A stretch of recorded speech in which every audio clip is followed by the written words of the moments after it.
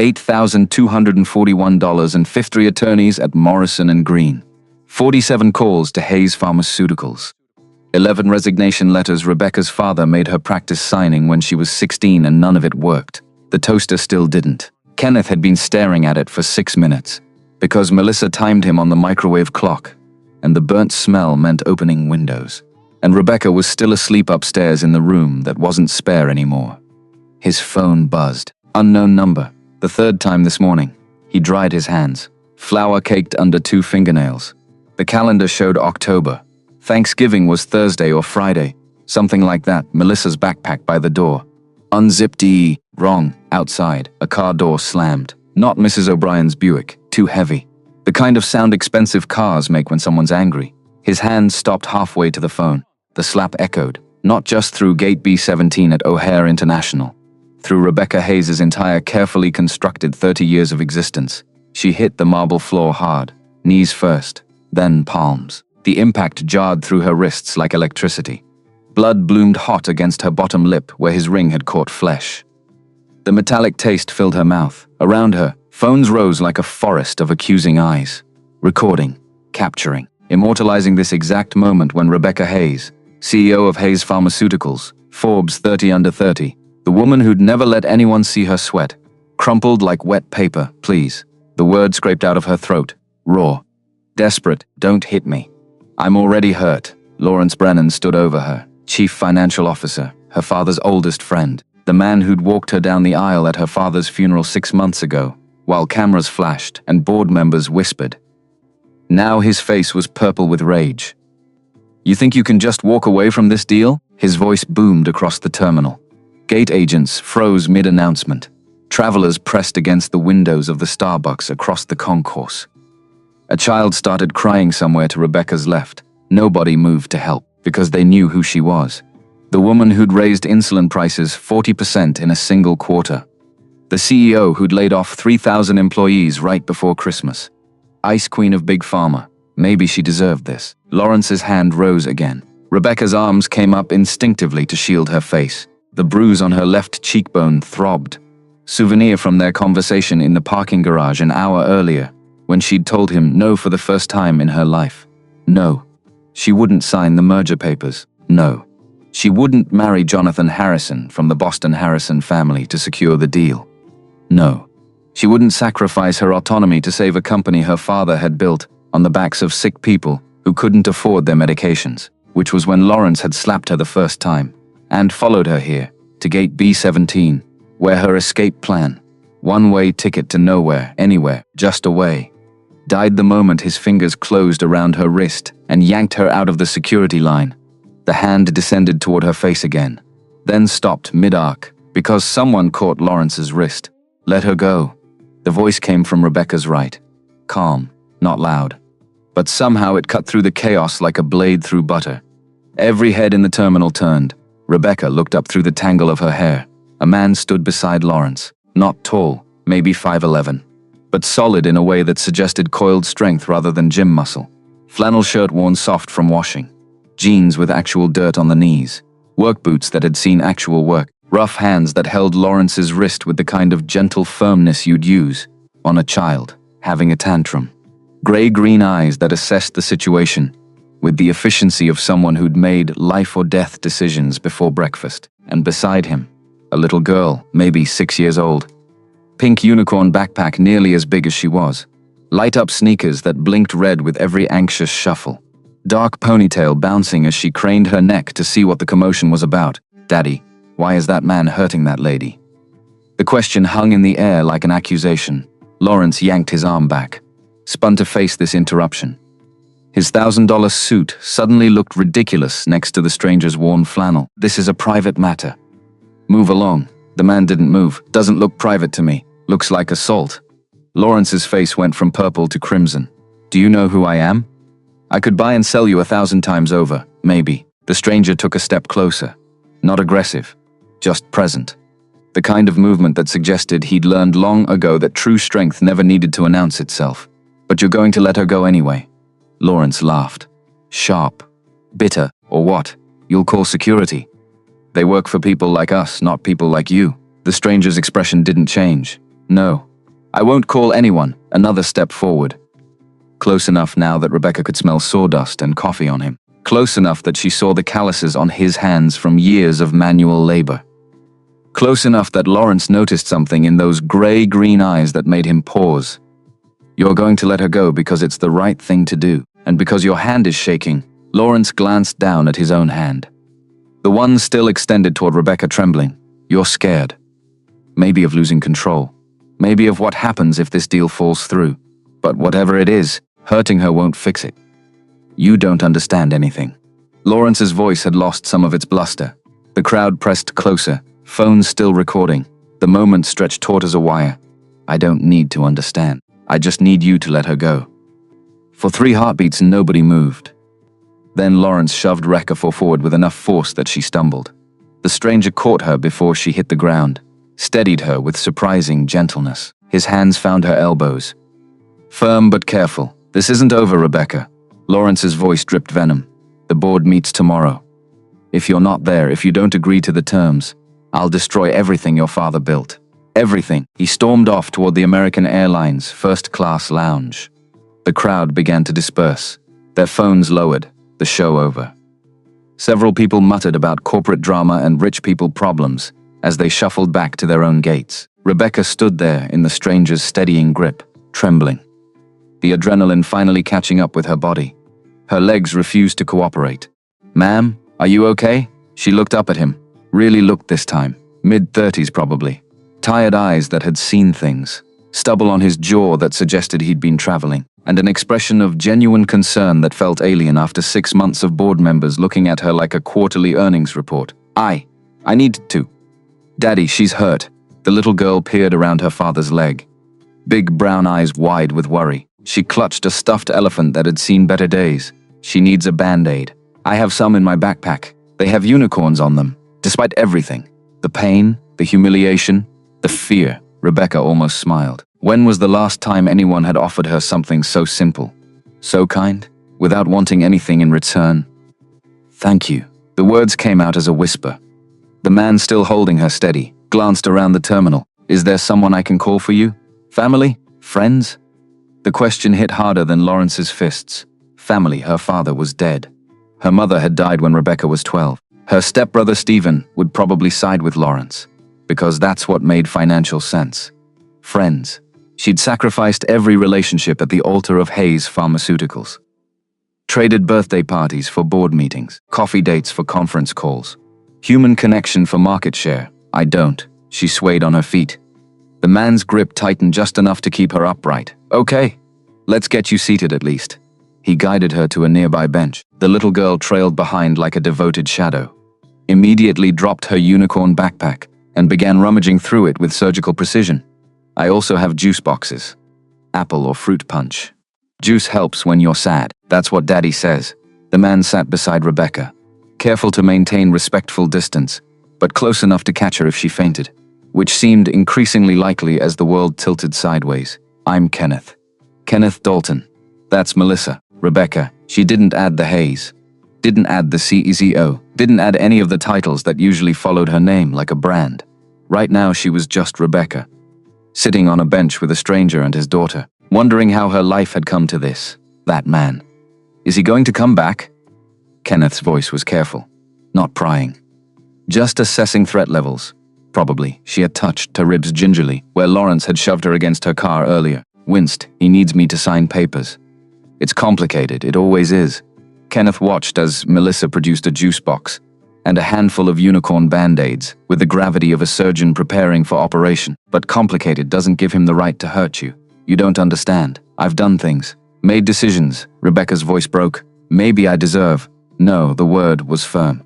Final. Kenneth leaned forward slightly. I don't care what you've done. Nobody deserves that. Melissa approached with her supplies. Her little face scrunched in concentration. Where does it hurt most? Everywhere. Rebecca admitted it before she could stop herself. Then caught herself. I know what everywhere hurts feels like. Melissa's voice was solemn. Far too old for 6 years. When Mommy went to heaven, everything hurt for a long time. But Daddy said that's okay because it means we loved really big. Kenneth's jaw tightened almost imperceptibly. Rebecca saw pain flash across his face. Then gentle acceptance. Missy, it's okay, Daddy.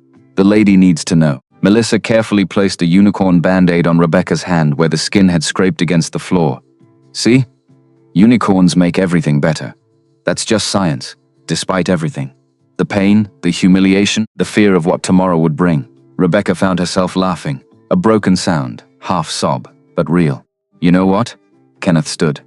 Extended his hand to help her up. Our flight's been delayed another 2 hours. There's a restaurant in Terminal C. Nothing fancy, but they make good soup. When's the last time you ate? Rebecca tried to remember. Yesterday. The day before. She'd been running on coffee and anxiety for so long she'd forgotten what hunger felt like. I couldn't impose. You're not imposing. We're offering. Kenneth's smile was small but genuine. Besides, Missy's been begging for mac and cheese all day, and I never could say no to mac and cheese. It's the best mac and cheese. They put breadcrumbs on top. Fancy breadcrumbs. Melissa bounced on her light-up shoes. Rebecca looked at the offered hand, calloused, steady, attached to a man who'd stood up for her when no one else would. Then at Melissa, still clutching her unicorn band-aids like precious treasure, ready to heal the whole world one scrape at a time. Her phone buzzed. 12 missed calls from board members. 20 texts from Lawrence. 3 voicemails from Stephen, probably threatening her with legal action if she didn't show up tomorrow. She turned the phone off. Okay. Mac and cheese sounds good. They made an odd trio walking through O'Hare. A construction worker in flannel. A battered CEO in designer clothes that had cost more than most people's monthly rent. And a 6-year-old in light-up shoes, leading the way like a tiny general. People stared. Some recognized Rebecca from the earlier scene. Others just saw the incongruity. But Kenneth's presence created a buffer around them. A zone of protection that no one dared breach. The restaurant was nothing special. Airport chain, harsh lighting, overpriced food. But when they sat down and Melissa immediately began coloring on her placemat with crayons she'd produced from her bottomless backpack, something in Rebecca's chest loosened. So, you running to something or from something? Kenneth's question was gentle. Not accusatory.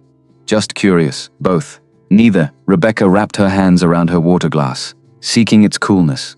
I was supposed to fly to Boston. There's a merger, a marriage arrangement. My father set it up before he died. If I don't go through with it, I lose everything. And if you do go through with it, I lose myself. The words came out before she could stop them. Kenneth nodded as if this made perfect sense.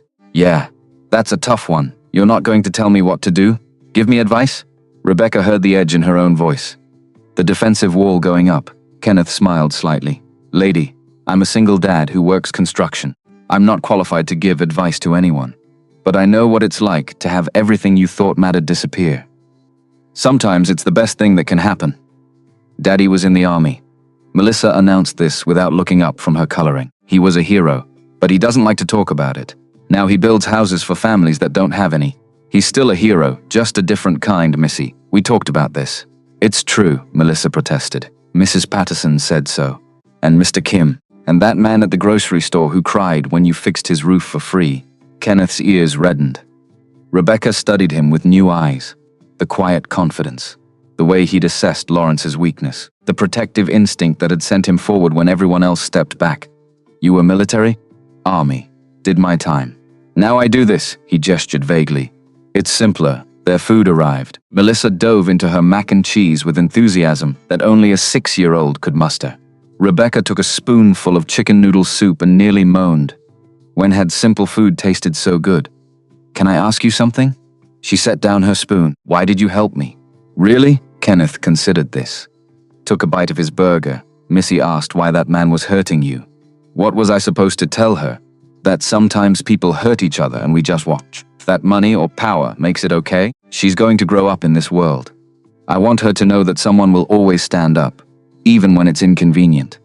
Even when it's not their problem. But you didn't know anything about me. I could be. I'm not a good person, Kenneth. The things I've done for my company. Are you hurting anyone right now? Kenneth interrupted. What? Right now. In this moment. Are you hurting anyone? No. But, then, right now you're good enough for mac and cheese. Tomorrow you can go back to being whoever you think you are. Tonight you're just someone who needed help. Melissa looked up from her placemat, which now featured an elaborate unicorn kingdom. Daddy says everyone gets a fresh start every day, like how the sun comes up new. You can be anybody when the sun comes up. Smart daddy. Rebecca's voice was soft, the smartest. He can fix anything. Houses, cars, toys. Maybe he can fix your sad too, Missy. That's not. Kenneth started. I'm trying. It just takes time. Daddy was really sad when Mommy went to heaven. But I drew him pictures every day, and we planted flowers, and we talked to Mommy at night before bed. Now he's still sad sometimes, but it's a softer sad. Like a bruise that's healing. Rebecca's eyes burned with unexpected tears. This child, this innocent soul who'd lost her mother, trying to comfort a stranger. When had anyone last shown her such pure kindness? They fell into comfortable conversation. The kind that happens when strangers realize they're not really strangers at all. Just people who hadn't met yet. Kenneth told her about his construction company. Small but growing, specializing in affordable housing and renovation for low-income families. Rebecca found herself sharing stories from before. Before the CEO title. Before the pressure. Before she'd forgotten who she used to be. I wanted to be a teacher. Elementary school. I loved kids. Loved the idea of shaping minds. Making a difference. But my father said teachers don't change the world. CEOs do. He was wrong. Kenneth said it simply. Not to hurt. Just stating fact, teachers changed my world. Mrs. Patterson, 5th grade.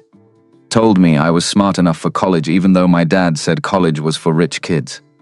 She's the reason I got into West Point. But you didn't stay military? Sarah got sick right after my second deployment. Choices had to be made. I chose her. Chose Missy. Never regretted it. The restaurant was starting to empty. Late hour and delayed flights creating unusual calm in the terminal. Melissa had progressed from coloring to building towers with sugar packets. Her tongue stuck out in concentration. What happened? If you don't mind, the question was quiet. Directed at Kenneth, cancer. 3 years ago, Missy was 3. Old enough to remember, young enough to adapt. Kids are resilient like that. Kenneth's voice was matter of fact. But Rebecca heard the ocean of grief underneath. I'm sorry. Me too.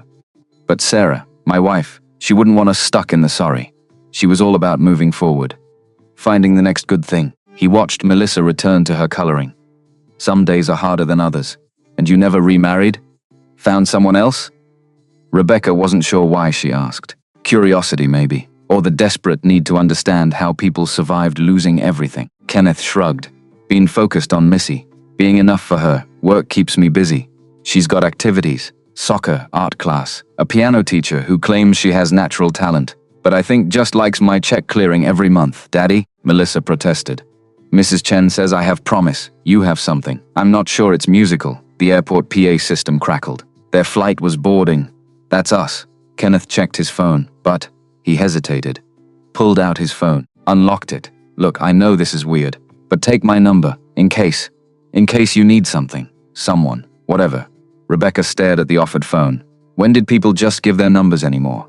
No business card, no networking app, just a simple gesture of human connection. She entered her number, then his into her phone. Thank you. For everything. I don't know how to repay. You don't. That's not how it works. You pass it on sometime. When you see someone who needs help, you help. That's the deal. Daddy, can she come with us? Melissa asked suddenly. She doesn't have anywhere to go, Missy. She has a life here, actually. Rebecca heard herself say it before her brain caught up. I don't. Not really. I have a company that's about to be taken from me. An apartment I barely see. And a family that only cares about my net worth, she stood. The decision crystallizing with sudden clarity. I don't suppose you know any good hotels near where you live? I think I need to not be here for a while. Kenneth and Melissa exchanged looks. Some silent communication passing between father and daughter. Well, Chicago's got plenty of hotels. But it's late. You're hurt. Kenneth paused, seemed to wrestle with something. We have a spare room. It's nothing fancy. Just a converted office. But it's clean and safe. You could stay tonight. Figure out your next move when the sun's up, and everything doesn't feel so overwhelming. I couldn't. Yes, Melissa interrupted. Please say yes. I'll show you my room and my drawings and my fish. His name is Mr. Bubbles, but he doesn't blow bubbles, which I think is false advertising. Kenneth laughed from somewhere deep in his chest, a sound that suggested he didn't do it often enough. She makes a compelling case. Rebecca looked at these two strangers who'd shown her more kindness in 2 hours than anyone had in years. The smart thing would be to say no. Check into a hotel, face tomorrow's board meeting. Salvage what she could of her empire. But when had the smart thing ever made her happy? Okay, If you're sure, we're sure, Melissa said firmly. Daddy, tell her we're sure, Kenneth echoed, and his smile was warm. Genuine. Come on, let's go home. They walked to their gate together, Melissa between them, chattering about everything and nothing. Other passengers glanced at them curiously. The well-dressed woman with the bruised face, the working man with gentle eyes, the child who seemed to think she'd just won the lottery by gaining a new friend. As they boarded the plane to Chicago, Rebecca fuzzed one more time in her purse. She pulled it out, saw Lawrence's name, and without hesitation turned it completely off. Not airplane mode. Off, window or aisle? Kenneth asked, checking their boarding passes. I don't know. Rebecca realized she hadn't flown commercial in 5 years. The company jet was always waiting. Window. You need to seat the clouds. Daddy says Mommy lives in the clouds now. So they must be pretty special. Melissa's logic was irrefutable. As Rebecca settled into the middle seat, Melissa at the window, Kenneth on the aisle, she felt something she hadn't experienced in years. Protected. Safe. Part of something. Even if that something was temporary and made no sense. The plane lifted off into the night sky, leaving behind the terminal where Rebecca Hayes, the CEO, had fallen to her knees. But the woman sitting between Kenneth and Melissa, watching the lights of the city fade below, wasn't really that CEO anymore. She was just Rebecca. And maybe that was enough. Melissa reached over and took her hand as the plane climbed higher. Don't worry, Daddy and I are really good at taking care of people. We practiced on each other, Kenneth heard, reached across to squeeze Rebecca's other hand briefly. She's right. We're pretty good at it. Outside the window, the clouds parted to reveal a sea of stars. And Rebecca thought that maybe there was more than one way to be powerful in this world. Maybe real power wasn't in boardrooms or bank accounts, but in the choice to help, to stand up, to offer mac and cheese to someone who needed it. Her empire might crumble tomorrow. Lawrence might destroy everything her father built, but tonight she was flying towards something new. Something unnamed and uncertain, but absolutely real. Thank you, she whispered to both of them. For what? Melissa asked. For reminding me who I could be. The little girl smiled, squeezed her hand tighter. Oh, that's easy. You could be anybody. Daddy says so. The sun comes up new every day. As the plane carried them through darkness toward a city where no one knew she was coming. Where no board meeting awaited, where a spare room in a modest home offered more promise than any corporate merger. Rebecca closed her eyes and did the breathing thing. In for 4, hold for 4, out for 4, and maybe, just maybe, she could breathe. The rain started just as they landed in Chicago. Steady drumming against the aircraft windows that made Melissa press her nose to the glass.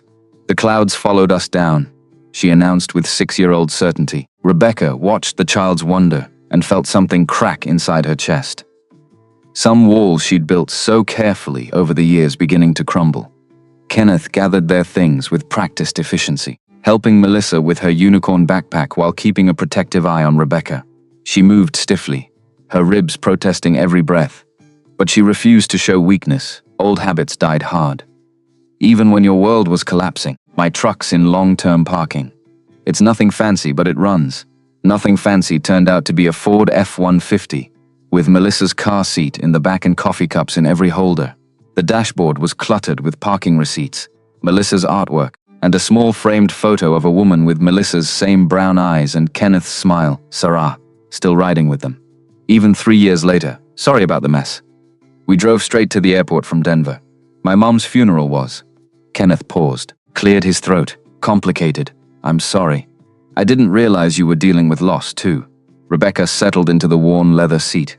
Daddy's mom was mean. Melissa piped up from her car seat. She said I reminded her of Mommy, and that made her sad. Which doesn't make sense because Mommy should make people happy. Not sad, Missy. We talked about this. It's true. She said Mommy trapped you with a baby and that's why you left the army. But that's stupid because I wasn't even born when you left. I came after. Which means I'm not a trap. I'm a surprise. Like finding money in your pocket. Kenneth's hands tightened on the steering wheel as he navigated out of the parking garage. My mother had opinions about everything. Sarah being different was just one of many things she disapproved of. Rebecca thought of her own father. His endless disapproval. His constant push for more, better, bigger. Families were complicated. The best ones are, Kenneth agreed.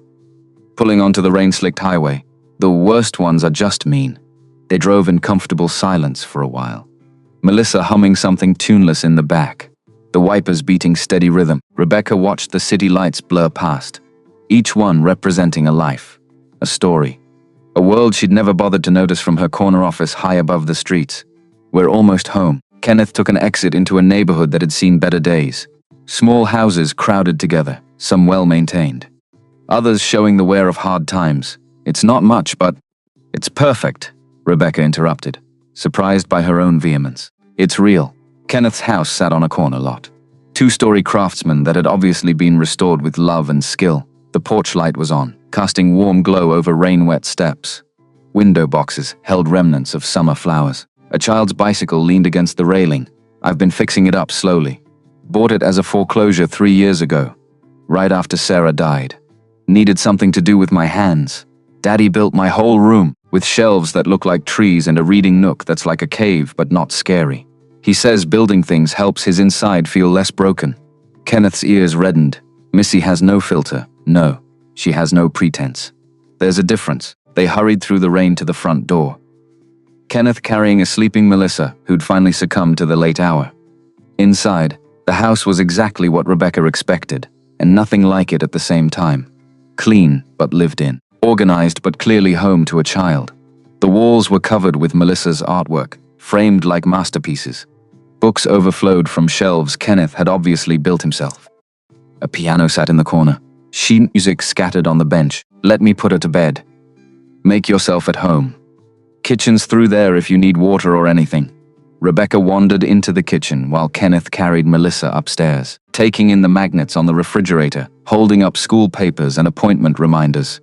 A calendar on the wall filled with Kenneth's neat handwriting.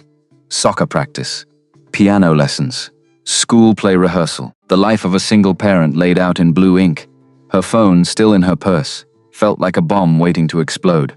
She should turn it on, face the messages, deal with the crisis. But standing in this warm kitchen with its mismatched chairs and coffee-stained counters, she couldn't bring herself to let that world back in yet. She went down easy. Usually takes 3 stories and a negotiation about breakfast. Kenneth returned, moving to the cabinet to pull out 2 mugs. You must have worn her out with all that excitement. Tea? Coffee? Something stronger? I think I have a bottle of whiskey somewhere. That someone gave me after Sarah's funeral. Tea sounds perfect.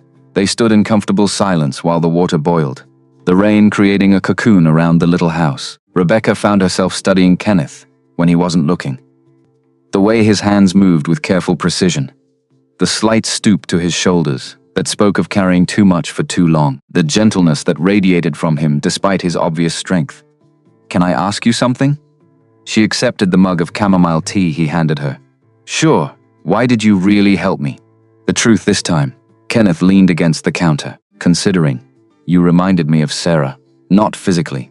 But the day she got her diagnosis, she had this look. Like the world had just shifted under her feet and she didn't know how to stand anymore. You had that same look. What did you do? When she got the diagnosis, held her, cried with her. Then we made a plan. 1 day at a time, 1 hour if necessary. We had 2 years, which was more than they originally gave us. 2 years of Missy growing, of memories made, of learning that time isn't about quantity. Rebecca's hands tightened around the warm mug. My father died 6 months ago. Heart attack at his desk. He was in the middle of a merger negotiation. They found him with his pen still in his hand. I'm sorry, I'm not sure I am. Is that terrible? He was my father, but he made me into something I'm not sure I want to be anymore. People are allowed to be complicated. Your feelings about them are allowed to be complicated too. The rain intensified, hammering against the windows. Somewhere in the house a clock ticked steadily. Rebecca realized she couldn't remember the last time she'd been in a space this quiet, this peaceful. The spare room's upstairs. I can show you. His phone rang, cutting him off. He frowned at the screen. Unknown number. Don't answer it, Rebecca said quickly. It might be. But Kenneth had already accepted the call. Hello? Even from across the kitchen, Rebecca could hear Lawrence's voice. Sharp, demanding, making her blood run cold. Mr. Dalton, I presume. The Good Samaritan from the airport. Kenneth's expression hardened. How did you get this number? I have resources you couldn't imagine. I know you have Rebecca with you. I know you live at 4-27 Maple Street. I know you have a daughter named Melissa who attends Riverside Elementary. The threat was implicit but clear as crystal. Kenneth's jaw clenched, but his voice remained calm. "What do you want?" "I want to speak to Rebecca." Now, Kenneth looked at her, eyebrow raised in question. She shook her head violently, but then held out her hand for the phone. "Running wouldn't solve this. Lawrence." Her voice was steadier than she felt. "Have you lost your mind? Do you have any idea what you're doing?" "The board is in emergency session. The Harrison family is threatening to pull out entirely. 20,000 jobs, Rebecca. 20,000 people will lose their livelihoods if this deal falls through. That's not my responsibility anymore. Not your." Lawrence's voice rose to near shriek. "Your father built this company. You have an obligation. My father is dead, and his obligations died with him." The words felt like freedom, terrifying and exhilarating all at once. "You selfish. You'd throw it all away for what? Some misguided rebellion? A mental breakdown?" Kenneth moved closer, not touching, but present, a solid wall of support. Rebecca drew strength from his proximity. "I'm throwing it away for my life.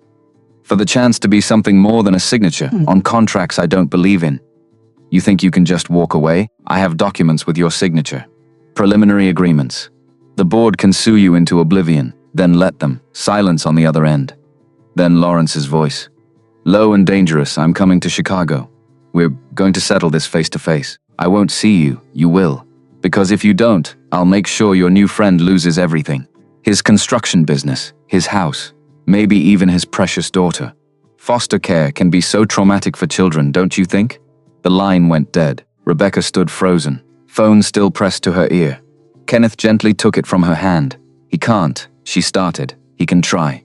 Kenneth said calmly, "Men like him always think they can buy or threaten their way into anything. But Rebecca, I need you to understand something. You don't have to face him. You don't owe him or anyone else a confrontation. But what he said about Melissa, about your business, I've faced worse threats from better men. In Afghanistan, they threatened my unit's families to try to break us. You know what we learned? Bullies only have the power you give them. This is different. Lawrence has resources, lawyers, connections, and I have something he doesn't." Kenneth's smile was slight but genuine. "Nothing left to lose except what really matters. My business, I can rebuild. My house, it's just walls and a roof. But Missy, my integrity, those aren't for sale or subject to negotiation." Rebecca sank into one of the kitchen chairs, suddenly exhausted. "I shouldn't have come here. I've put you both in danger. No. You've given us a chance to do something that matters. Missy learned tonight that standing up for someone isn't just a concept. It's an action. That's worth any risk. You don't even know me. I could be lying about everything, are you?" "No, but then we're good." He stood, moving to a drawer and pulling out a first aid kit. "Now let me look at those ribs. I've got some training from my army days. I'm fine. You've been holding your left side since we got here. And you wince every time you take a deep breath. That's not fine." She wanted to protest, to maintain the walls of propriety and distance. But she was so tired. Tired of being strong. Tired of being alone, tired of pretending everything was under control when it hadn't been for months. "Okay." The word came out as a whisper. Kenneth's hands were gentle as he helped her out of her suit jacket, revealing the bruises that had bloomed across her ribs like purple flowers. He hissed through his teeth. "This needs an X-ray. You could have broken ribs. They're just bruised." "I've had worse." Kenneth's hands stilled. "From him, from life. The physical bruises are new. The other kind, those I've been collecting for years." He carefully applied arnica cream to the worst of the bruising. His touch clinical but caring. Sarah used to say that emotional bruises needed the most tending. They're the ones that don't heal on their own. How did she heal them? Time, love, purpose beyond herself. He helped her back into her jacket. She volunteered at a women's shelter before she got too sick. Said it reminded her that everyone was fighting something. "I've never volunteered for anything. Never had time. You have time now." The simple statement hit her like revelation. She did have time now, at this moment in her life. No meetings tomorrow. No calls to return. No deals to close.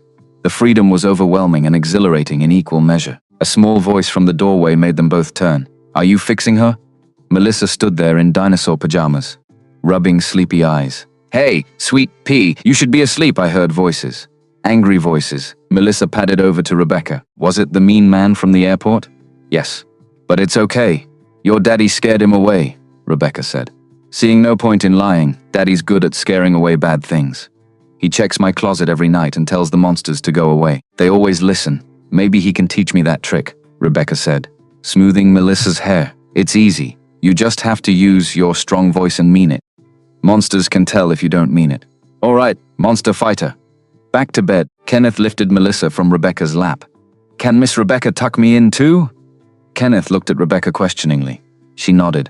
Standing carefully, Melissa's room was exactly as described.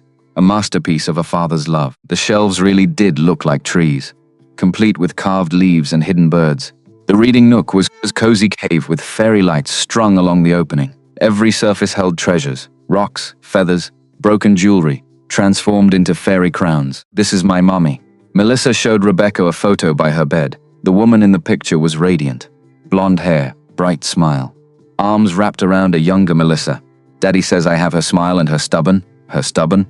Yeah. When I don't want to do something, I get really stubborn. Like Mommy did when the doctor said she should stop working. She kept going until she couldn't anymore because she said kids needed her. What did she do? She was a nurse.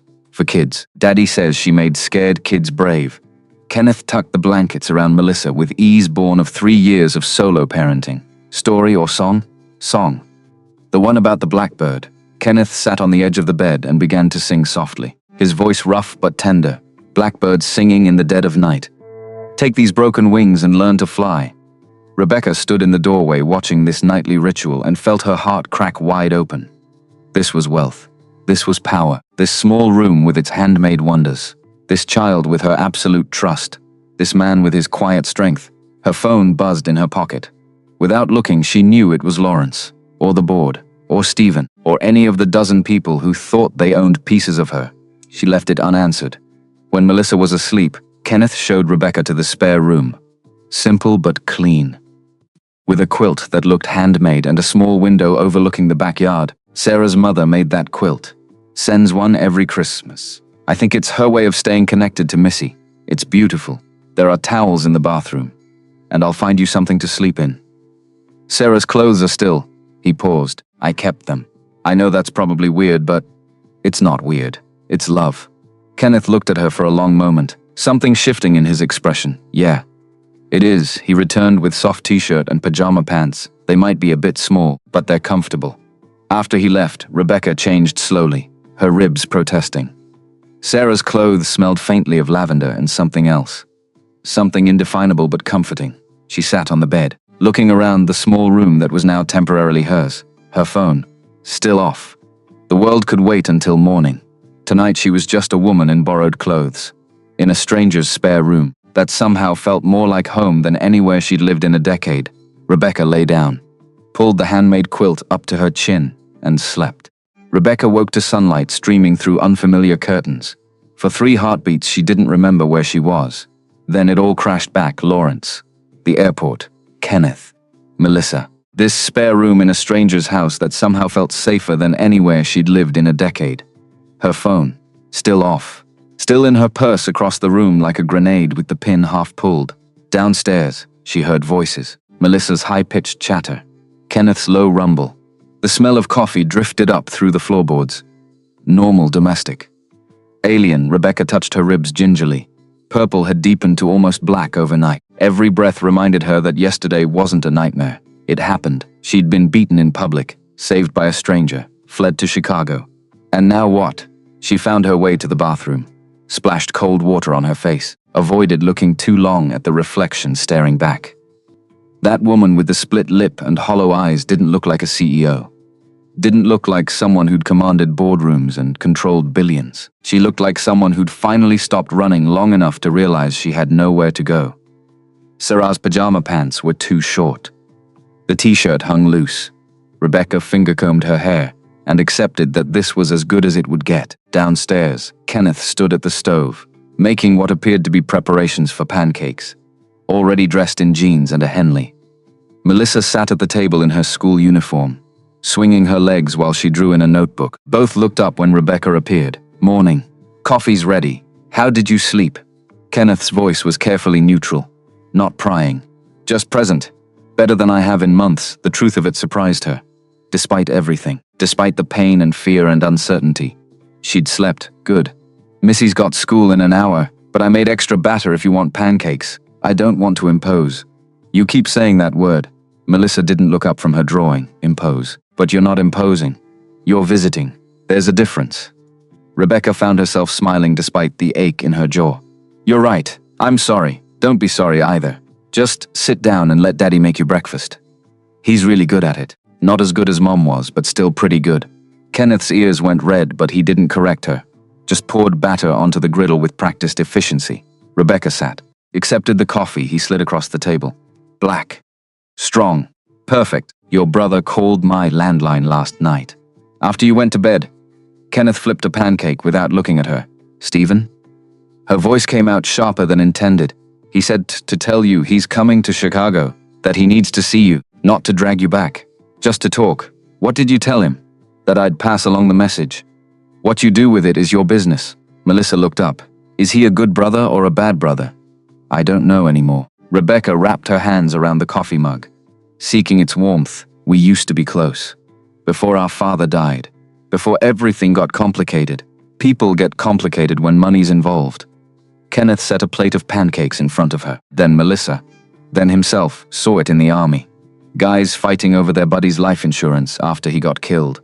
Family turning on each other over inheritance. Money makes people forget what matters. Daddy's very wise. Melissa announced through a mouthful of pancake. But he still can't make the toaster work right. The toaster's broken. That's not a wisdom problem. That's a mechanical problem. You're a mechanic. Fix it. I'm a carpenter, not a you-know-what. Never mind. Kenneth shot Rebecca a look that said this was an ongoing argument. She found herself laughing. Actually laughing. The sound felt rusty. Like machinery that hadn't been used in too long. Her phone.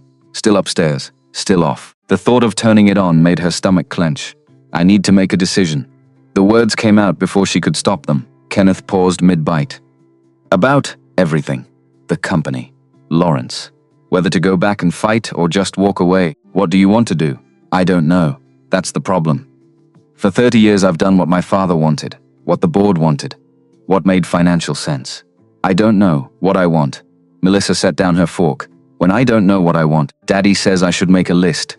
Good things on one side, bad things on the other. Then count which has more. That's very logical. Rebecca's chest felt tight. Does it work? Sometimes. Other times I just pick what makes me less scared. Out of the mouths of babes, Kenneth stood. Started clearing plates. I need to drop Missy at school. Then I've got a job site to check on. You're welcome to stay here. There's food in the fridge, Wi-Fi passwords on the fridge. Or you can come with us, see the city. Whatever you need, I should probably. What? Face Lawrence? Call the board? Salvage the wreckage of her life? I'll stay, if that's okay. I need to think. After they left. Melissa extracting a promise that Rebecca would still be there when she got home. The house fell silent, too silent. Rebecca found herself wandering. Not snooping, just observing. The living room, with its comfortable furniture that had seen real use. Books on the shelves that had actually been read. Melissa's artwork taped to the refrigerator with the same care museums, gave to Picasso's photos everywhere. Sarah was in most of them, laughing, holding baby Melissa, standing beside Kenneth in his army dress uniform, at a hospital in scrubs with pediatric nurse embroidered on the pocket. Beautiful, vibrant, dead at 32, and Kenneth had survived it, built this life, raised their daughter, found purpose in construction and community. While Rebecca had let her father's death 6 months ago nearly destroy her. Her phone pulled at her like gravity. She retrieved it, held it. The weight of unread messages and unanswered calls tangible even through the metal and glass. Deep breath. In for 4. Hold for 4. Out for 4. She powered it on. The phone erupted. 73 missed calls. 56 text messages. 22 voicemails. Lawrence. The board. Stephen. Dr. Patricia Sullivan from R&D. Her executive assistant. Her lawyer. The board had met. Emergency session. Vote pending. Lawrence was on his way to Chicago. Would be here by noon. Stephen had information. Critical. Call him. Rebecca's hands shook. She dialed Stephen before she could change her mind. He answered on the first ring. Jesus, Becca. Where are you? Chicago. Safe. What's the critical information? I found something. In Dad's personal safe. A second will. Rebecca's world tilted sideways. What? He had a contingency plan. If you ever walked away from the company voluntarily, not fired, not forced out, but chose to leave, there's a trust fund. $50 million. And the Vermont house. Mom's house, the Vermont house. Their mother, Eleanor, had loved that place. Bought it the year before she got sick. Before cancer took her when Rebecca was 12 and Stephen was 15. Their father, Charles, had maintained it but never visited. Too many memories. Why wouldn't he tell me? Rebecca's voice cracked. There's a letter. Sealed for you. I haven't opened it. But Becca, this means he knew. He planned for this. Maybe even hoped for it. I don't understand. Maybe Dad wasn't the monster we thought. Maybe he was just a man who didn't know how to let his daughter choose herself until he was gone. Rebecca sank onto Kenneth's couch. The phone pressed hard against her ear. The board vote. When? Tomorrow morning, 10 a.m. Lawrence is pushing for full removal. Wants to install himself as CEO. But Patricia Sullivan has 3 other board members ready to oppose. It'll be close. And if I show up? If you show up and fight, you might win. Keep your position. Save the company from Lawrence. Or you don't show up. You accept the secondary will. You take the money in the house and you walk away. Let Patricia lead. She's good, Becca. Better than Lawrence. Maybe even better than you. The truth of that hurt, I need time to think. You have until tomorrow morning. But Becca, Lawrence is in Chicago. He knows where you are. Be careful. After she hung up, Rebecca sat in the silence. $50 million. The Vermont house. Her father's blessing to leave. Except it wasn't that simple. 20,000 jobs hung in the balance. Employees who'd done nothing wrong. Families who depended on Hayes Pharmaceuticals for their livelihoods. Could she really walk away? The doorbell rang. Rebecca froze. Lawrence. Already, but when she peered through the window, she saw an elderly woman on the porch. 70s probably, wearing a cardigan despite the mild morning. Holding a covered casserole dish, Rebecca opened the door cautiously. Oh, you must be Kenneth's friend. I'm Dorothy O'Brien, from next door. I heard there was some excitement yesterday. Mrs. O'Brien's eyes took in Rebecca's bruised face with the practiced assessment of someone who'd seen domestic violence before. I brought soup, chicken and rice. My grandmother's recipe. It fixes most things, that's very kind. But I'm not. You're not what? Hungry? Hurt? In need of kindness? Mrs. O'Brien stepped past Rebecca into the house without waiting for invitation. I've known Kenneth Dalton since he moved in 3 years ago. Good man. Would give you the shirt off his back. If he's helping you, you need helping. So don't waste my time pretending otherwise. Rebecca found herself following this tiny tornado into Kenneth's kitchen. I've lived on this street 40 years. Raised 5 children here. Buried a husband. Watched neighbors come and go. And I can tell you this much. When someone's running from danger, the worst thing they can do is run alone. Mrs. O'Brien set the soup on the counter. Turned to face Rebecca directly. Whatever you're running from, it followed you here. I saw a man in an expensive car drive by twice this morning. Slow, looking. That's not a friendly looking, that's a hunting looking. Fear spiked through Rebecca's chest. Lawrence, whoever he is, he's not welcome on this street. Kenneth's part of our community, which means you're under our protection now too. Whether you want it or not, I don't want to bring trouble. Trouble comes whether we want it or not. Question is whether we face it alone or together. Mrs. O'Brien patted Rebecca's hand. Now, I'm going to make some calls. By lunchtime, every person on this block will know to watch for that car. You just focus on healing and deciding what you're going to do next. After she left, Rebecca stood in Kenneth's kitchen holding a casserole dish from a stranger who'd decided to protect her, this neighborhood. These people who looked out for each other. When was the last time anyone in her world had done something without expecting return on investment? Her phone rang unknown number. She considered not answering. But something made her accept the call. Rebecca Hayes. Ms. Hayes. This is Maria Chen. I'm an attorney. Your father retained me years ago for estate planning. I already have lawyers, not like me. I specialize in the kind of planning your father did. The second will, the contingencies. Rebecca's attention sharpened. Stephen told you he found it? He did. And I need to inform you of something the written documents don't fully explain. Your father created this trust specifically to activate if you walked away. But there are conditions. Of course there were. What conditions? You must remain outside Hayes Pharmaceuticals for a minimum of 1 year. No board position. No consulting. Complete separation. If you return in any capacity before 12 months, the trust dissolves. The money returns to the company. The Vermont house goes to Stephen. Rebecca's mind raced. Why? Your father believed you needed time. Distance. To discover who Rebecca Hayes was without Hayes Pharmaceuticals. He told me, and I quote, "My daughter is brilliant, but she doesn't know what she wants. Because I never let her want anything except what I wanted. Tears burned Rebecca's eyes. He said that? 2 years before he died. When he set up the trust. He hoped you'd be brave enough to use it. After Maria hung up, Rebecca stood at Kenneth's kitchen window, watching the street, waiting for Lawrence's car to appear. 1 year, 12 months away from everything she'd built, everything she'd sacrificed for, to find out who she was without it. The decision crystallized. She called Stephen back. Tell the board I won't be at tomorrow's meeting. I'm resigning as CEO, effective immediately. I recommend Patricia Sullivan for my replacement. Becca, are you sure? No, but I'm doing it anyway. Lawrence will fight this. He'll claim you're incompetent. Try to get you declared unfit. Let him try.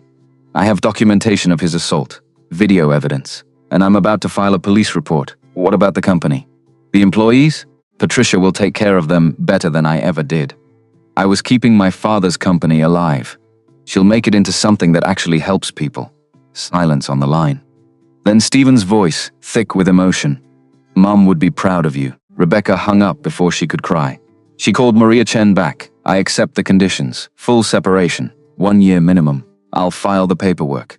The trust will be active within 72 hours. Next, Rebecca called the Chicago Police Department. Gave them her location. Asked them to send an officer to take a report of assault. Then she called her executive assistant, Jennifer. I need you to do something for me, Miss Hayes. Where are you? Everyone's been. I'm resigning. But before I do, I need you to pull all financial records related to Lawrence Brennan. Every transaction, every contract, every expense report. Going back 5 years, that's a lot of data, I know. Send it to this email address. Rebecca gave her Maria Chen's contact. And Jennifer? After you send it, start looking for a new job. Patricia Sullivan will be CEO. She'll want her own team, Ms. Hayes. Rebecca, I don't understand, you will. Thank you for everything. By the time Kenneth returned at noon, Rebecca had made 6 more calls. Filed the police report with Officer Martinez, who'd come to the house, and started downloading 5 years of financial records onto a borrowed laptop Jennifer had messengered over. Kenneth found her at his kitchen table, surrounded by papers, laptop open, coffee mug empty beside her. You've been busy. He set down his keys. I'm resigning from Hayes Pharmaceuticals. Effective immediately. Kenneth pulled out a chair, sat across from her. Big decision. My father left me a way out. Money, property, freedom. But only if I stay away for a year minimum. And you're taking it? I'm taking it. What changed? This morning you weren't sure. Rebecca looked at this man who'd taken her in, protected her, asked for nothing in return. Mrs. O'Brien brought soup and told me about facing trouble together instead of alone. And I realized I've been alone my whole life, even surrounded by thousands of employees. I was alone. Kenneth's expression softened. You're not alone now, I know. And that's what changed. The doorbell rang. They both tensed. Through the window, Rebecca saw 2 police cars, and Lawrence's town car. He's here. Kenneth stood. Stay behind me, Kenneth. No. This is my fight. Then we fight it together. He opened the door. Lawrence stood on the porch, flanked by 2 men in suits who screamed corporate lawyers. Behind them, 2 police officers looked uncomfortable. Rebecca. We need to talk. Lawrence's voice was controlled, but Rebecca saw the rage simmering underneath. We have nothing to discuss. She stepped forward. Beside Kenneth. Not behind. I've resigned. Patricia Sullivan will be CEO. You've lost. You can't resign. Your contract requires 60 days notice. One of the lawyers stepped forward. And we have evidence you've been experiencing a mental health crisis. The board can override your resignation based on diminished capacity. Rebecca felt Kenneth tense beside her, but she placed a hand on his arm. Officers. She addressed the police directly. I filed a report this morning about Mr. Brennan assaulting me yesterday at O'Hare Airport. Have you had a chance to review it? The older officer nodded. We have, ma'am. That's actually why we're here. Mr. Brennan, we need you to come to the station to answer some questions. Lawrence's face went purple. This is ridiculous. I'm a respected businessman. She's clearly unstable. The airport security footage shows you striking Miss Hayes multiple times. That's assault. We need you to come with us. The lawyers immediately began objecting, threatening lawsuits, claiming harassment, but the officers were firm. Lawrence had to leave, now, or face arrest. As the town car pulled away, Lawrence in the back, lawyers on their phones. Kenneth closed the door. Well, that went better than expected. Rebecca started laughing. Couldn't stop. The absurdity of it all. A week ago, she'd been a CEO. Now, she was unemployed, hiding in a stranger's house, watching her former CFO get hauled in for questioning. I've made a terrible mistake. The laughter turned to gasps, then tears. I just threw away everything. Everything I worked for. Everything I am. Kenneth pulled her into his arms, careful of her ribs. No. You threw away everything you thought you had to be. Now you get to figure out what you want to be, she cried into his shoulder, soaking his shirt, all the fear and grief and uncertainty of the past 6 months pouring out. When Melissa came home from school, brought by Mrs. O'Brien, who'd volunteered for pickup duty, she found Rebecca and Kenneth at the kitchen table. Going through financial records. What are you doing? Homework. Kenneth glanced up. Boring adult homework. How was school?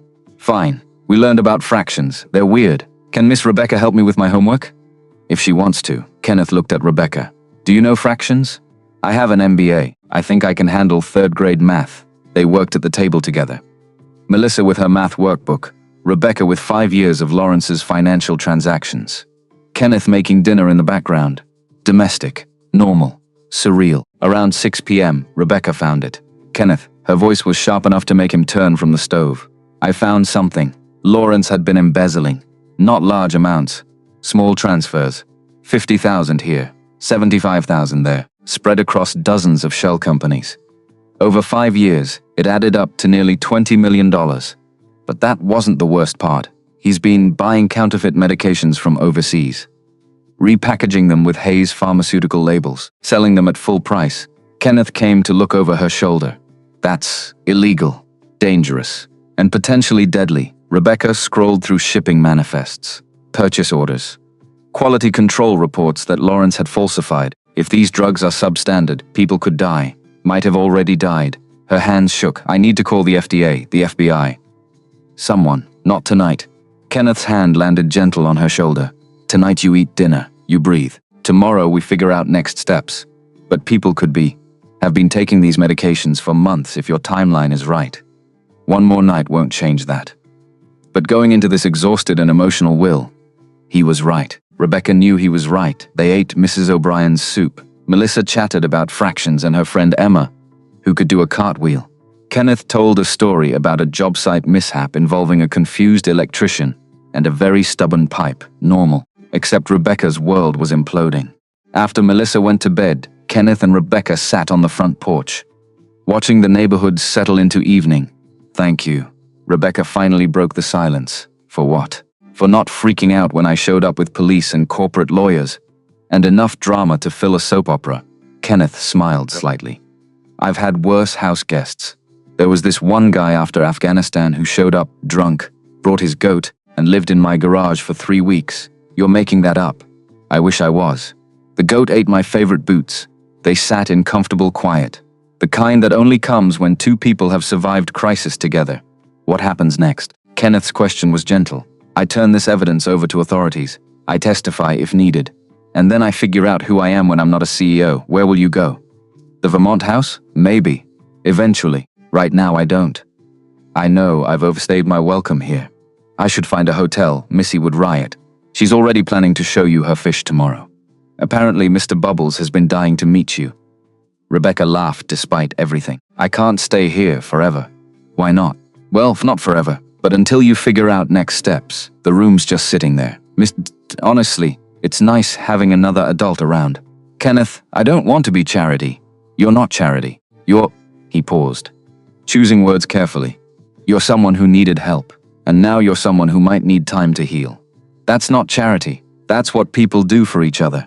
Mrs. O'Brien's words echoed. I'll pay rent. You'll contribute to groceries and help Missy with her homework.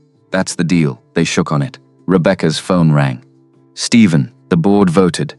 Patricia Sullivan is the new CEO. 8-4, Lawrence? He was voted off the board entirely. Sexual harassment complaints came forward. Assault charges pending. And the board's launching an internal investigation into his finances. Rebecca closed her eyes. Good, Becca. You did the right thing. Dad would be proud. I'm proud. After she hung up, Kenneth stood. I should let you rest. Big day tomorrow. FBI, FDA. Probably a dozen other alphabet agencies, Kenneth. He paused at the door. Why are you doing this? Really? He considered the question. Sarah died because cancer doesn't care how good a person you are. Missy lost her mom for no reason except cells mutating. Life's random, cruel sometimes. But every once in a while, you get to choose. Choose to help someone. Choose to do something that matters. He smiled. You showed up needing help. I chose to help. Simple as that. The next morning came too fast. Rebecca woke to her phone vibrating. 5 a.m. She'd set 3 alarms. Today required precision. Downstairs, she found Kenneth already up. Coffee made. He handed her a mug without speaking. Couldn't sleep either. Missy had nightmares. She sometimes does when there's stress in the house. She picks up on things. Guilt twisted in Rebecca's gut. I'm sorry. I should have. Stop apologizing. She's fine. We talked about monsters. Real and imaginary. How sometimes the real ones look like regular people. Kenneth's eyes were shadowed. Tired, she wanted to know if the mean man from the airport was a real monster. I told her yes, but that her daddy and Miss Rebecca were braver.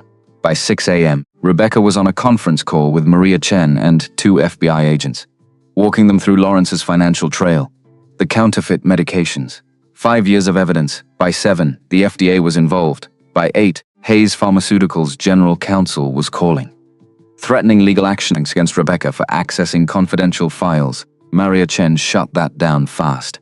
Rebecca had been CEO when she accessed the files, and she was now a whistleblower, protected by federal law. By 9, news broke. Hayes Pharmaceuticals CEO resigns amid corruption scandal. Rebecca's phone exploded with media requests. She ignored all of them. At 10, the board meeting happened without her. Patricia Sullivan was officially installed as CEO. Lawrence Brennan was fired, escorted from the building by security.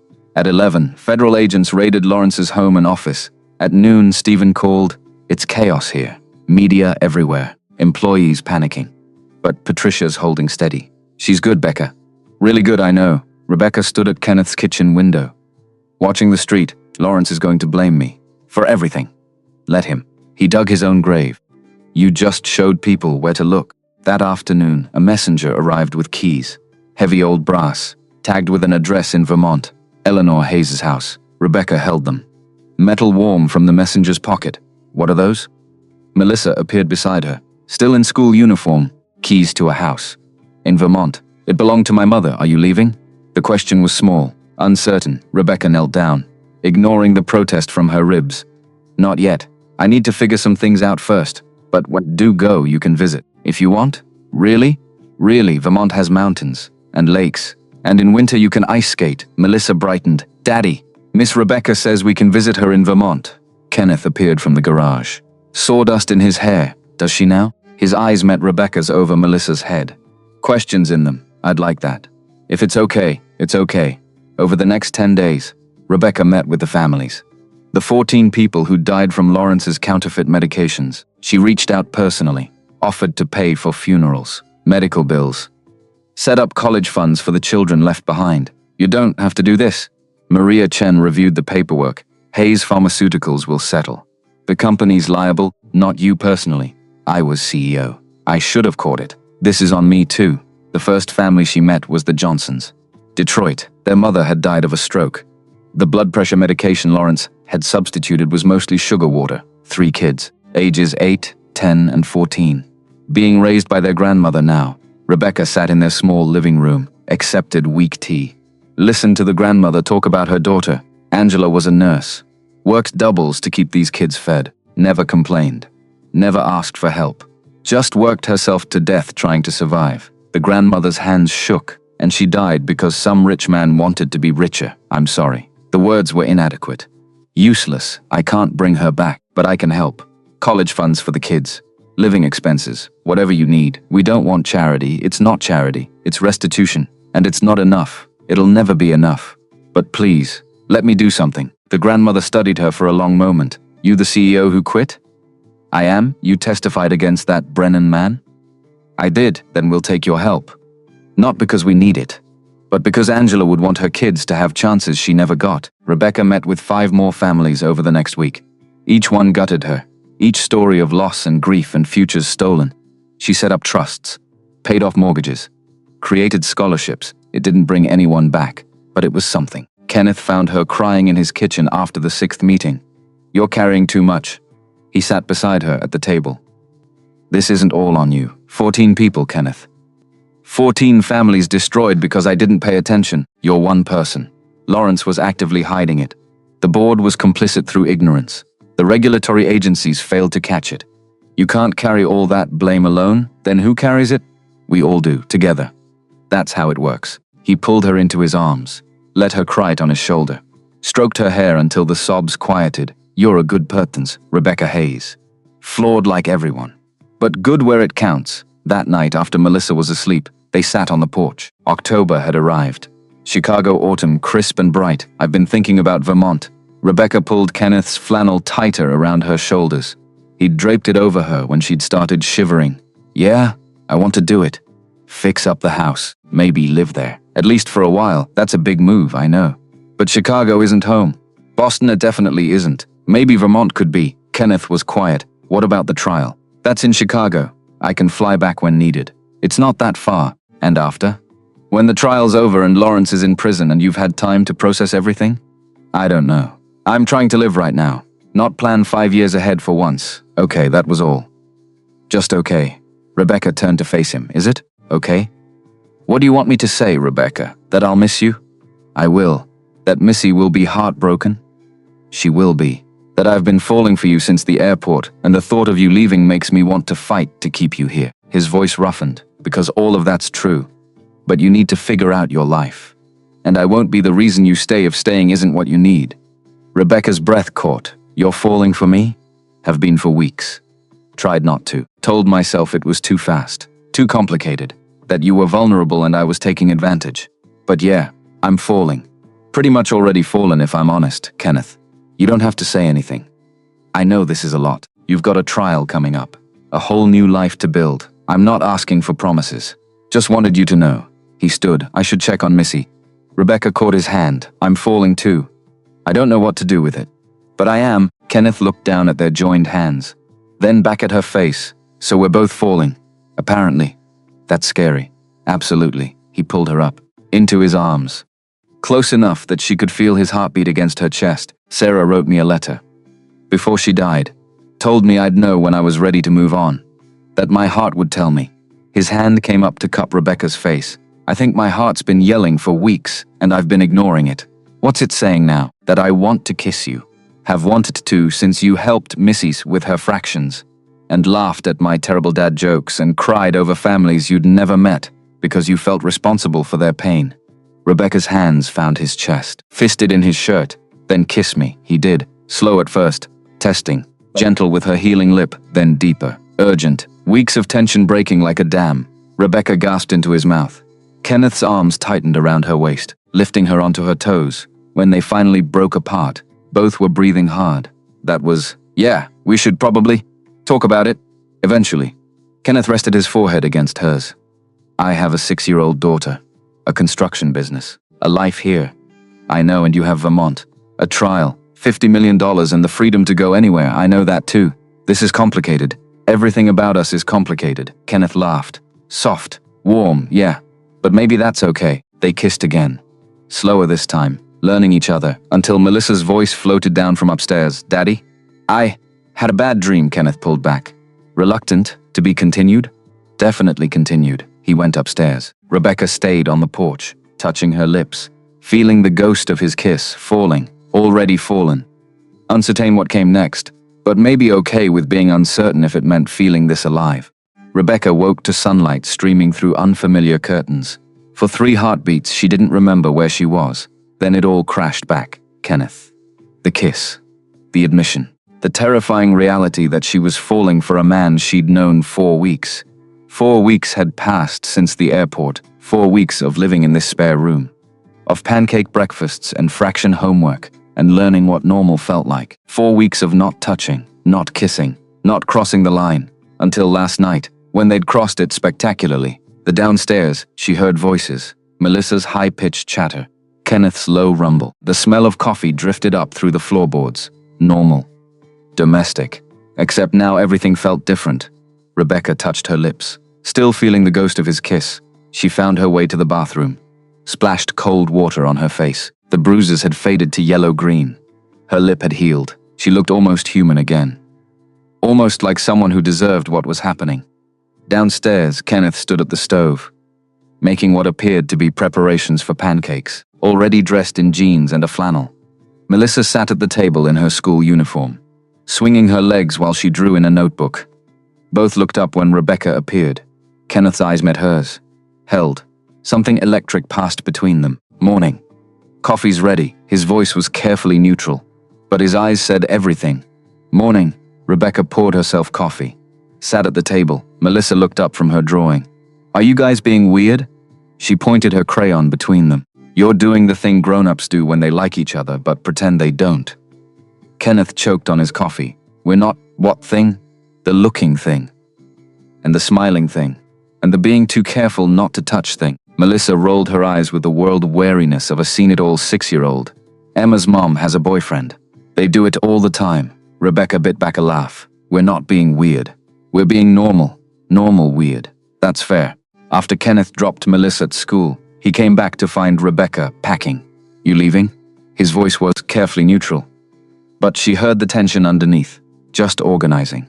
I should probably get my own place. I've been imposing long enough. You're not imposing. And after last night, I thought, last night was wonderful. But it doesn't change reality. You have a daughter. A business. I can't keep living in your spare room like some kind of permanent house guest. Kenneth sat on the bed. Where would you go? I don't know. Hotel maybe. Or I could head to Vermont early. Get started on the house? Alone? I've been alone most of my life. I'm good at it. Being good at something doesn't mean you should keep doing it. Kenneth pulled her down beside him. Stay. At least until after the trial. Missy would be devastated if you left now. And I'd miss you. A lot, Kenneth. I'm not asking for forever. Just asking you not to run because things got real last night. Rebecca looked at their joined hands. I don't know how to do this. The relationship thing. I've had exactly 2 boyfriends. Both ended badly. And I've never lived with anyone except college roommates, and that was a disaster, so we figure it out together. Make mistakes. Communicate. Try not to screw it up too badly. That's your big plan? That's all anyone's plan. The rest is just pretending to have it together. Despite herself, Rebecca smiled. Okay, I'll stay. But I'm contributing more to groceries and fixing that toaster. Deal. They shook on it, then kissed to seal it, which turned into more kissing, until Rebecca pulled back. Melissa gets home in 6 hours. I'm aware. We should probably not be making out on the bed when she gets home. Also aware. But neither of them moved apart. The weeks blurred together after that. Kenneth started working on the Vermont house, driving up weekends, taking Melissa.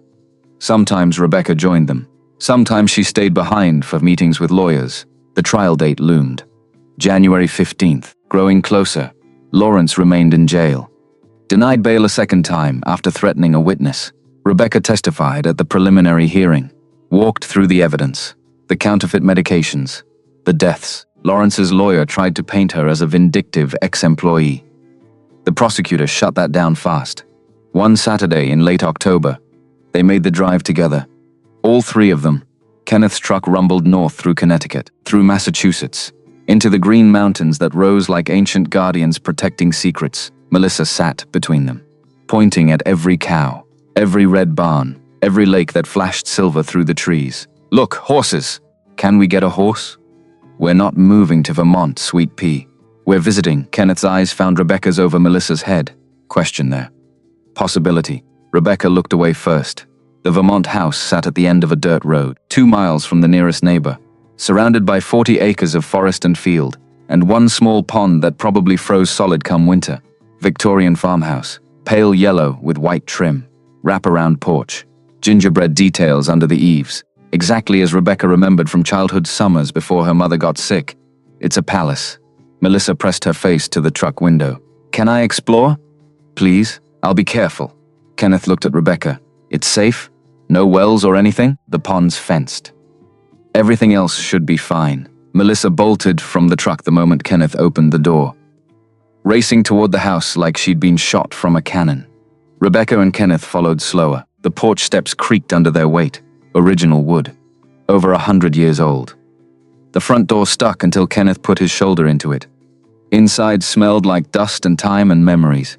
The furniture was covered in white sheets, ghost shapes in the afternoon light filtering through dirty windows.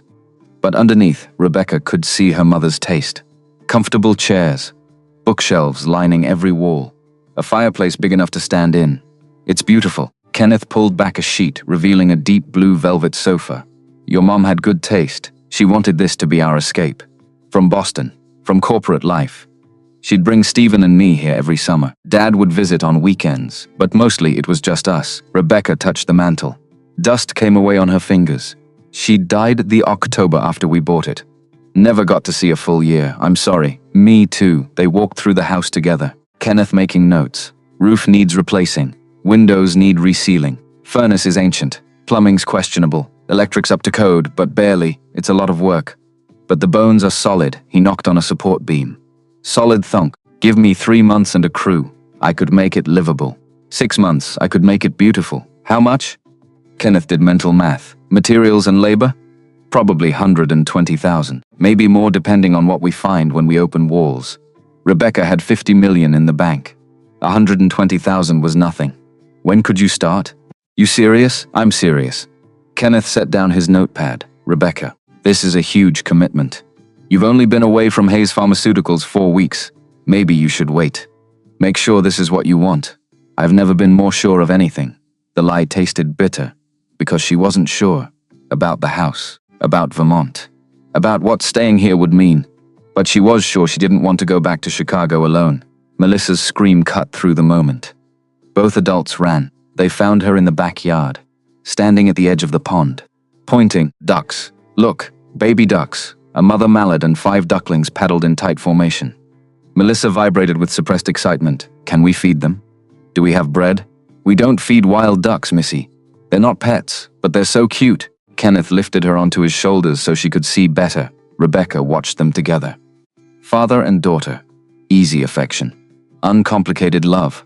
What would it be like to be part of that? They spent the night at a bed and breakfast in town. 2 rooms, Kenneth and Melissa in one. Rebecca in the other. Professional. Appropriate. Safe. Rebecca lay awake listening to the old building settle, wondering why Safe felt so much like lonely. The next morning, Kenneth met with contractors, getting estimates for materials, timeline, labor costs. Rebecca walked the property with Melissa. This could be your room. She showed Melissa the small bedroom under the eaves, slanted ceiling, window seat overlooking the pond. Really? I could stay here sometimes? If your dad says yes. And if you want to. Melissa threw her arms around Rebecca's waist. I want to. Can we paint it purple? And get a telescope? Daddy says Vermont has good stars. We can do whatever you want. The hug tightened. Rebecca found herself blinking back tears. When had this child become so important? That afternoon, they drove back to Chicago. Melissa asleep between them within an hour. Kenneth kept his eyes on the road, but his hand rested on the seat between them, close enough to touch if Rebecca reached over. She didn't reach. Thank you for coming. Her voice was quiet. Not wanting to wake Melissa, of course. You needed someone to look at the place. I needed you specifically. Kenneth glanced at her. Quick, then back to the road. Yeah? Yeah. The word hung between them, loaded with everything they weren't saying. Rebecca, what are we doing here? Driving back to Chicago? You know what I mean, she did. Of course she did, I don't know. I've never done this before. Done what? This. Whatever this is. I don't have a framework. Or a precedent. Or a, you're overthinking it. I'm good at overthinking. Kenneth smiled despite himself. Yeah, I noticed. They drove in silence for a while. Massachusetts blurring into Connecticut. Sarah's been gone 3 years. Kenneth's voice was careful. I thought I was done. With feeling things, with wanting things. Missy was enough. Work was enough. Then you showed up bleeding on an airport floor, and everything got complicated. Rebecca's heart hammered. Complicated how? Complicated like I can't stop thinking about you. Like I wake up, and my first thought is whether you're still in the spare room. Or if you left in the night. Like Missy asks every morning if Miss Rebecca is staying, and I don't know what to tell her, because I don't know what you want. I don't know what I want either. The honesty felt like surrender. I've spent 30 years being what other people wanted. My father's daughter, the board's CEO, the ice queen of pharmaceuticals. I don't know how to be just Rebecca, and I definitely don't know how to be Rebecca who deserves someone like you. Someone like me? Good, kind, whole. You've built this life with Melissa, this community, this purpose. I'm still trying to survive being me. Kenneth was quiet for a long time. You want to know what I see when I look at you? I'm not sure. I see someone who walked away from $1 billion because it was the right thing to do. Someone who spent 2 weeks building a case against a man who tried to destroy her. Someone who helps a 6-year-old with fractions, even though she could hire a dozen tutors. He paused. You're not just surviving, Rebecca. You're learning to live. And that's the bravest thing I've ever seen. The tears came fast. Silent. Rebecca turned her face to the window so he wouldn't see. But Kenneth's hand found hers in the space between them. Squeezed once. Held on. They drove like that all the way back to Chicago. Melissa sleeping. Kenneth and Rebecca connected by intertwined fingers. Not saying the words, not needing to. Thanksgiving came. Rebecca had nowhere to go. No family except Stephen, who was spending the holiday with his girlfriend's family in California. You'll eat with us. Mrs. O'Brien declared it rather than asked. I'm hosting. Kenneth and Missy are coming. Half the street's coming. You're coming. So Rebecca found herself in Mrs. O'Brien's crowded dining room, surrounded by neighbors she'd known less than 2 months. Eating turkey and stuffing and green bean casserole, Melissa sat beside her, chattering about the Christmas pageant at school. Kenneth sat across, catching her eye. Smiling this was family, not blood, not obligation, choice. After dinner, Kenneth walked Rebecca back to his house. Thank you for staying. Thank you for making me feel like I belong. You do belong. Here, with us. He kissed her on the porch, under these stars. While Mrs. O'Brien definitely watched from her kitchen window. Let her watch. Rebecca was done hiding. December arrived with the first snow. Melissa shrieked with joy. Dragged Rebecca outside to build a snowman. They gave him a carrot nose, button eyes, one of Kenneth's old scarves. He needs a name. Melissa studied their creation seriously. How about Frederick? Frederick the snowman. They stood back. Admiring their work, Miss Rebecca? Yeah, sweetie. Are you going to be my new mom? The question hit like a truck. That's your dad and I are. Because if you are, that's okay. I mean, I miss mommy. I'll always miss her. But daddy says love doesn't run out. You can love lots of people. Melissa looked up with those big brown eyes. And I love you. So if you wanted to stay forever, I'd be okay with it. Rebecca knelt in the snow, not caring that it soaked through her jeans. I love you too, Missy. So much. But I'm not trying to replace your mom. She was special. Irreplaceable, I know. But you're special too. Different special, thank you. That means everything. They hugged in the snow. Frederick the snowman watching over them. That night, Rebecca told Kenneth about the conversation. I didn't know what to say. She asked if I was going to be her mom and I froze.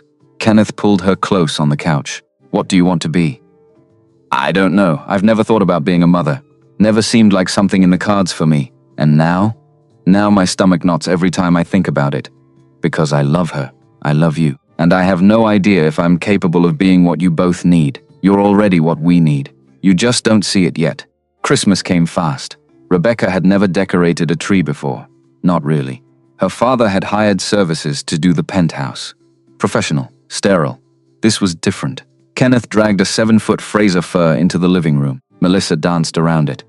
Rebecca untangled lights while Kenneth assembled the stand. This is crooked. It's not crooked. You're looking at it wrong. I'm looking at it straight on. It's leaning left.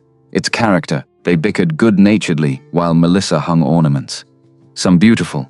Some clearly handmade by a much younger Melissa. Kenneth treasured them all equally.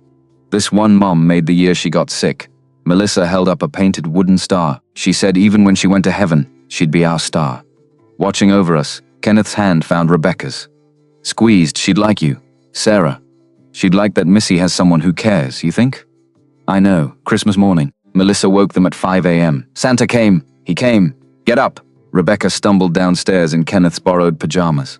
Hair a mess. No coffee yet. But Melissa's joy was infectious. She tore through presents. Art supplies from Kenneth. Books from Mrs. O'Brien. And from Rebecca, a telescope for stargazing in Vermont. This is the best present ever. We can see all the constellations.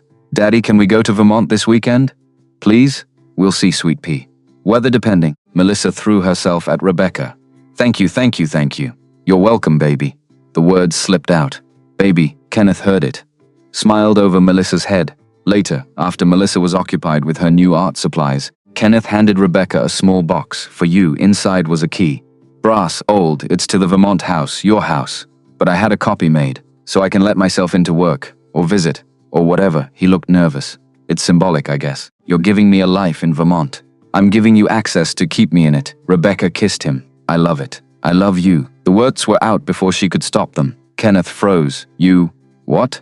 I love you. My heart races every time I think about it. But I love you. I love Melissa. I love this life we're building, Rebecca. You don't have to say it back. I just needed you to know. I love you too. He cupped her face. Have for weeks.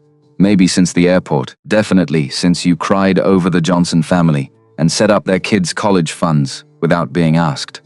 They kissed surrounded by wrapping paper and Christmas morning chaos. Melissa looked up from her drawing. Are you guys being gross again? Probably. Okay, just checking. The week between Christmas and New Year's passed in a blur. Rebecca finalized trust funds for the 14 families. Met with the prosecution one last time before trial. Prepared her testimony and spent every spare moment with Kenneth and Melissa. New Year's Eve, Mrs. O'Brien hosted another party. The neighborhood gathered. Counting down to midnight, Kenneth pulled Rebecca aside at 11:30. Come with me. He led her to the roof, accessed through an attic window. Chicago sprawled below them, lights glittering. Fireworks already starting in the distance. I wanted to ask you something. Before the new year, Kenneth took her hands. The Vermont house will be done by March. Maybe sooner if weather cooperates. I know you plan to move there. Make it your fresh start. I did. What if it was our fresh start? Mine and Missy's too? Rebecca's heart stopped. What are you saying? I'm saying I could move my business.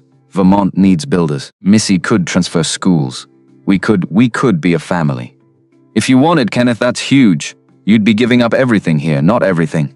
Just location. The people I care about. Most of them are standing on this roof. He gestured to where Melissa was visible through the window below. Dancing with Mrs. O'Brien, I'm saying I choose you. Choose us. If you'll have us, Rebecca's eyes burned with tears. Yes. God, yes. I choose you too. They kissed as midnight struck. Fireworks exploding overhead, the neighborhood cheering below. And Rebecca felt something she hadn't felt in 30 years. Home, not a place. A person. A family home. The trial started January 15th. Rebecca took the stand on day 3. Walked through the evidence. The counterfeit medications. Laurent embezzlement. The 14 deaths. Lawrence's lawyer attacked. Ms. Hayes. Isn't it true you resigned because you were mentally unstable? No. You threw away $1 billion company on a whim. I walked away from a corrupt system. You're bitter. Vindictive. Trying to destroy Mr. Brennan because he called out your incompetence. I'm trying to get justice for 14 people who died because he cared more about profit than human lives. The lawyer pressed, but Rebecca held firm. She'd survived board meetings with men who thought she didn't belong. Hostile takeovers, media attacks. One corporate lawyer didn't scare her.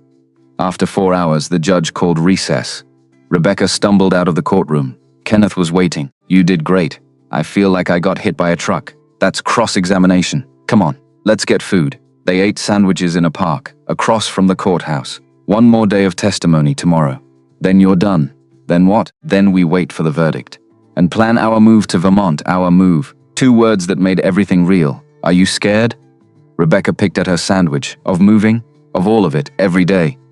But the good kind of scared. The kind that means you're doing something that matters. Kenneth kissed her temple. We'll figure it out. Together, the verdict came 3 weeks later. Guilty on all counts.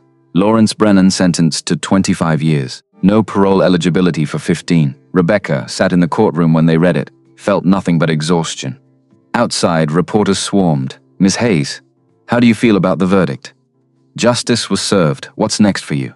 I'm going home. She pushed through to where Kenneth and Melissa waited. Home? Kenneth's smile was soft. Yeah, Vermont with you. 2 weeks later, Vermont, the house stood ready. Kenneth's crew had transformed it.